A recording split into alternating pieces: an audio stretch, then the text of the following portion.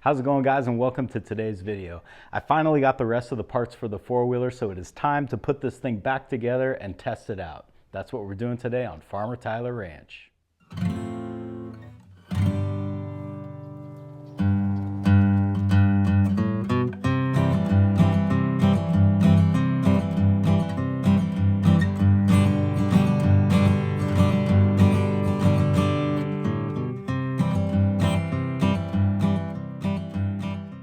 I've already done a little bit of the assembly of this case side off camera, so I want to show you guys what I've done before we go ahead and put it back on there. So if you're trying to do this job yourself, you know what we've got.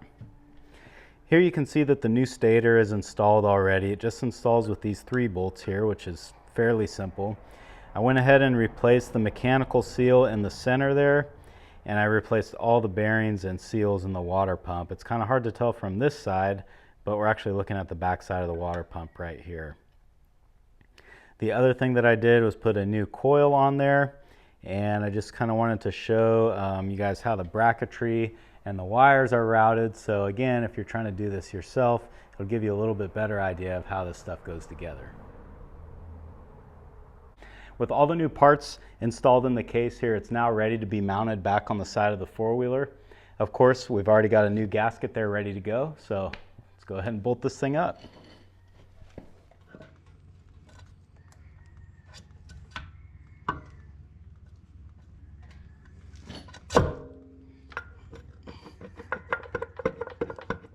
So right now it's holding up on me a little bit because there's a bearing on the crankshaft that I am trying to slide over with not a lot of success, but I think if I just keep wiggling this, eventually it's gonna go.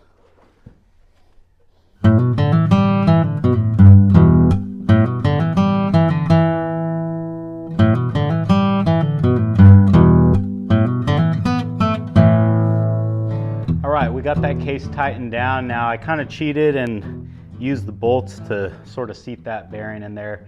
That can be risky. You have to be careful doing that. It is possible to crack the case if you're not careful. So what I do is just kind of go around in sort of an alternating pattern, like you're putting a wheel on a car, and just sort of tighten little by little, and it started popping on there. So we just kept going with it, and there she is. So the next thing that I have to do is put the impeller back on the water pump shaft, which is easy to do.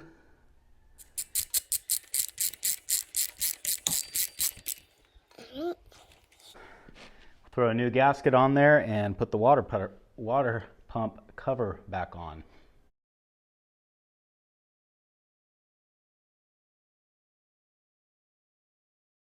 Next, we're going to put this, I guess we'll call it a hub for the pull start.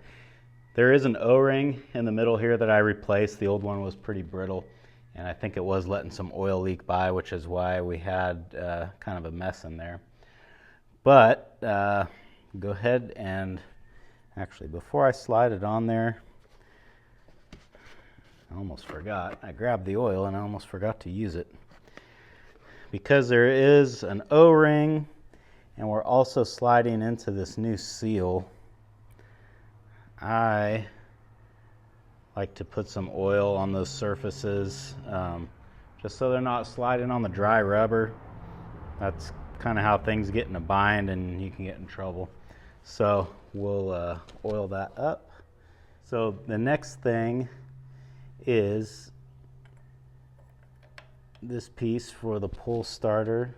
In the manual, they instruct you to take the whole belt drive cover off on the other side so that you can hold the crankshaft and tighten this this bolt down. But I found that with an impact driver, it was easy, not real easy, but I was able to get it off without disassembling the other side, and I don't see any reason why I can't tighten it the same way.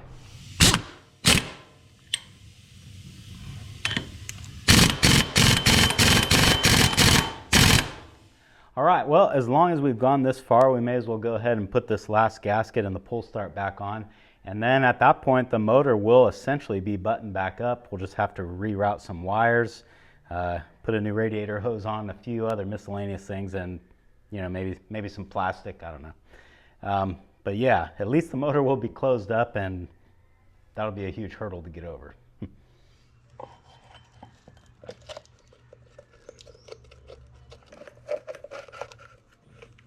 Now that I've got this motor put back together, the next thing that I want to do, because it would be catastrophic if I forget to do this, but I want to go ahead and fill this back up with fluids. To do this job, I had to drain both the coolant and the engine oil, and as many of you know, this engine isn't going to survive very long without either one of those. So let's do that first before we move on.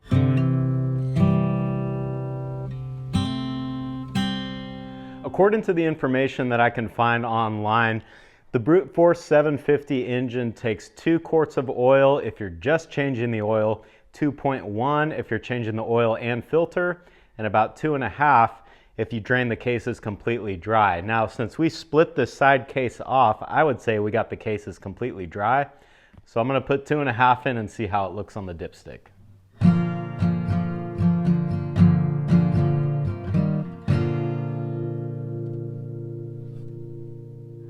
I am going to go ahead and check the oil level on the dipstick here. Now, I know full well that it's going to give me a high reading if it's actually accurate, because the filter is not full of oil and chances are the oil hasn't had a chance to go through all the other passages in the engine. So I'm expecting a high reading.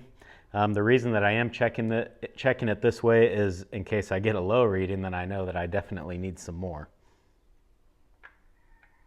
All right. Yeah, we're reading a little above full, so that should be actually just about right. Now that I've got all the fluids full on this engine, I think the smart thing to do here is to try and start this engine and verify that the stator is actually charging and that everything looks good. I want to do that now before I put all this plastic back on, because if I do encounter another problem, it's just that much less work that I'll have to do to fix it. Let me get the battery hooked up, we'll start up the engine and see if we're charging.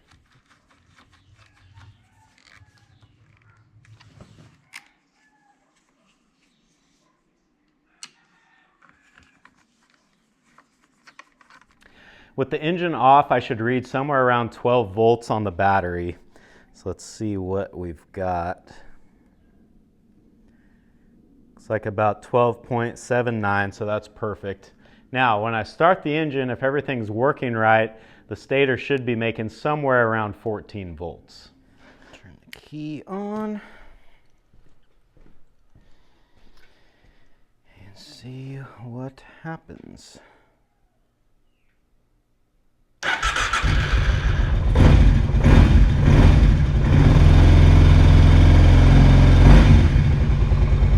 Okay, so the engine fired good.